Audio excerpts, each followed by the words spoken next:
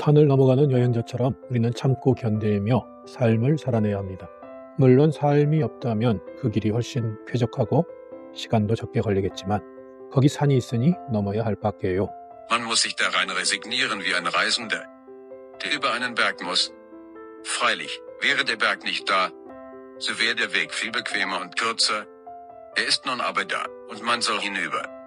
소설 젊은 베르테르의 슬픔에서 주인공 베르테르가 존경하는 C 백작이 들려준 말입니다. 베르테르의 투정성 인생 상담에 해준 조언이지요. 좋은 말이긴 하지만 누구나 할 수 있는 말이기도 하다는 점에서 사실 대단한 조언은 아닙니다. 조언 혹은 충고라는 건 누가 어떤 맥락에서 하느냐가 중요합니다. 소설의 내용을 살펴보면 C 백작이 면피성으로 대충 좋은 말을 던지며 형식적으로 조언한 게 아니라 진지하게 대응한 걸로 보입니다. 그래서 베르테르에게 존경을 받을 만한 인물이겠지요. 또는 존경을 받는 인물이기에 그렇게 답했겠지요. 꽃길만 걸으세요. 들으면 기분 좋아지는 말이기는 하지만 보통 이렇게 조언하지는 않습니다. 꽃길만 걸으세요는 흔히 하는 대표적인 축복의 말입니다. 아이가 태어나면 꽃길을 걷고 꽃가마만 타고 다니라고 아이와 그 부모에게 기원을 건네지만 그 말을 듣고 몇 년만 지나도 아이는 인생이 그렇지 않다는 걸 알게 됩니다. 드물지만 확실히 꽃길이 있기는 합니다. 사회학적으로는 꽃길과 그 반대 개념, 진짱길이라고 할까요? 크게 보아 그렇게 분명히 구분된 두 종류의 길이 세상사에서 쉽게 확인됩니다. 하지만 겉보기와 달리 남들이 꽃길이라고 부르는 그곳에서 당사자는 고통스럽게 허덕이고 있을지도 모릅니다. 개인을 분석 단위로 한 실존 철학에선 대체로 두 길이 잘 구분되지 않습니다. 겉보기에 꽃길을 걷고 있는 사람이라 하여도 그 사람이 느끼기에 자신의 길은 진짱길일 수 있으니까요. 기독교식으로 말하면 사람마다 지고 가야 하는 십자가의 무게가 제각각인데 한 사람 한 사람에겐 그가 진 십자가가 세상에서 가장 무거운 법이니까요. 자신에게 그것보다 더 무거운 십자가가 가능하지 않은 게 세상살이의 이치입니다. 주변을 둘러볼 줄 아는 사람이라면 저 사람들은 나보다 훨씬 무거운 십자가를 지고 있구나 라고 생각하며 이론상으로는 자신이 진 무게가 별것이 아니라는 깨달음을 얻을 수 있겠다 싶습니다. 이론과 현실은 다릅니다. 우선 주변을 둘러보는 게 생각만큼 쉬운 일이 아닙니다. 그렇게 둘러보고 깨달음을 얻었다 하여도 그 깨달음이란 것이 아주 잠깐만 유지될 겁니다. 깨달음이 삶의 무게 자체를 없애지는 못하기 때문입니다.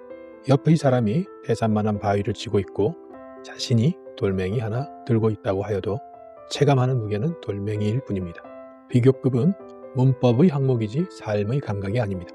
아침에 눈을 뜨면 여전히 방구석에 놓인 제 십자가를 목격하고 곧 제 삶의 무게가 세상의 무게를 압도하게 됩니다. 눈꺼풀의 무게가 세상의 무게보다 무겁다는 말이 아마 이런 의미일 겁니다. 그러므로 역설적으로 눈꺼풀을 들어 올리면 세상을 들어 올리는 건 일도 아닌 게 됩니다. 오늘 아침에 일어나 혹은 오후에라도 눈꺼풀을 들어 올렸다면 적어도 오늘 하루는 내가 세상을 감당해내고 있다고 스스로 대견하게 생각해도 좋지 않을까요? 20세기, 그것도 심지어 일제 강점기에 태어나 어쩌면 조만간 100살을 채울 것으로 기대되는 내 어머니가 30대 나이에 눈꺼풀로 눈을 덮은 채 한 일 가운데는 내 태몽을 꾼 것이 포함됩니다. 어머니가 꾼 태몽의 무대는 어머니 친정집 뒷마당이었고 꿈에서 빨간 눈구렁이가 그곳의 돌감나무를 휘감아 위로 올라갔다고 합니다. 어머니 친정 마을에 감나무가 많았는데 하필 내 태몽 속의 눈구렁이는 열매가 보잘것없는 돌감나무를 택해서 올라간 것이지요. 태몽 스토리의 난감함은 돌감나무에 그치지 않습니다. 빨간 눈구렁이가 나무를 감아 올라가는 것을 꿈속에서 어머니가 보고 있는데 누군가가 갑자기 낫으로 내리치더랍니다. 뱀이 두둥강 나며 나무에서 땅바닥으로 떨어졌습니다. 어머니는 눈구렁이가 무섭지 않았고 다만 그런 광경을 보고는 저 뱀이 죽었나 보다 하고 걱정하게 되었다고 하네요. 꿈속이니까요. 한데 끊어진 두 몸이 꿈틀꿈틀 움직여 하나로 붙더니 눈구렁이가 다시 나무로 올라갔습니다. 꿈속에서 올라가고 낮에 두 동강 나고 붙어서 다시 올라가고 그런 과정을 반복했다고 하네요. 누가 들어도 특이한 태몽이라고 하지 싶어요. 그래서 능구렁이가 어떻게 됐어요? 어머니는 끝까지 올라갔다고 답했습니다. 어머니가 내게 거짓말을 한 듯합니다. 태몽 때문에 내가 어릴 때 죽을 줄 알았다고. 어머니가 언젠가 오래전에 무심결에 말한 적이 있는 걸로 보아 태몽에서 그 빨간 능구렁이가 마지막 일격을 당한 후에는 아마 땅에 떨어져 부활하지 못한 듯 합니다. 내 팔에는 어릴 때 사고로 생긴 상처가 있습니다. 그게 꼭 뱀이 나무를 휘감아 올라가는 모양입니다. 수술 봉합 부위가 덧나는 바람에 상처가 매끄럽게 붙지 않아 머리 모양이 생겼고 혀와 날렵한 꼬리까지 있습니다. 어머니는 사고로 만들어진 내 팔 뱀 모양의 흉터가 태몽의 불길한 기운을 액땜했다고 말합니다. 능구렁이가 끝까지 올라갔다고 하면서 동시에 흉터로 태몽을 액땜했다는 논리적으로 상충하는 얘기를 합니다. 나는 노모의 상반된 두 이야기를 모두 믿습니다. 어머니 꿈속의 빨간 능구렁이가 나무 꼭대기까지 올라갔으며 만일 끝내 올라가지 못했다고 하여도 사고로 생긴 뱀 문신이 그 추락을 액땜했다고 믿습니다. 어머니의 태몽과 어머니의 판단에 굳이 토를 달 이유가 없습니다. 내 기분 좋아지라고 하는 이야기고 그러면 어머니 기분도 좋아질 테니까요. 여담으로 태몽 이야기를 듣고 정말 거기다가 빨간 능구렁이 문신을 새기는 게 어떠냐고 말씀하신 분이 있었고 솔깃하게 받아들였지만 제안을 아직 수용하지 못했습니다. 어느 정도 나이가 든 다음에는 빨간 능구렁이가 결국엔 바닥에 떨어져 끝내 올라가지 못했다는 서사가 더 마음에 듭니다. 능구렁이가 올라간 듯 어디까지 올라가겠습니까? 나무 초리 넘어 하늘로 점프할 수는 없는 노릇일 테니까요. 끊어진 몸을 붙이느라 또 같은 길을 꾸역꾸역 올라가느라 애쓴 어머니 꿈속의 빨간 능구렁이가 어머니 말씀대로라면 그렇게 길을 쓰고 올라가려고 한 능구렁이가 들로 잘린 몸의 모습이 마음에 들지 않지만 어쨌거나 자신이 오르려고 한 나무 아래에서 최종적인 휴식을 취하는 모습이 아름답게 느껴집니다. 실존주의를 포함하여 현대 철학에 큰 영향을 미친 독일 철학자인 마르틴 하이데거에게 현존재, 다자인은 그의 철학의 중요한 개념 중 하나입니다. 하이데거가 존재와 시간에서 내어놓은 난해한 철학의 구체적 내용은 접어두기로 하고 현존재를 간단히 인간으로 이해하면 된다는 말씀을 드립니다. 그 책에 담긴 내용과 달리 현존재, 즉 다자인이란 용어는 아주 쉽게 만들어졌습니다. 독일어로 거기를 뜻하는 다와 있음, 영어의 비동사죠를 뜻하는 자인을 합한 것입니다. 인간은 거기에 있는 그 무엇인 거죠. 거기 있으면 멀리 떨어져 존재한다는 의미가 아닙니다. 의미상 여기 있음으로 받아들여 무방합니다.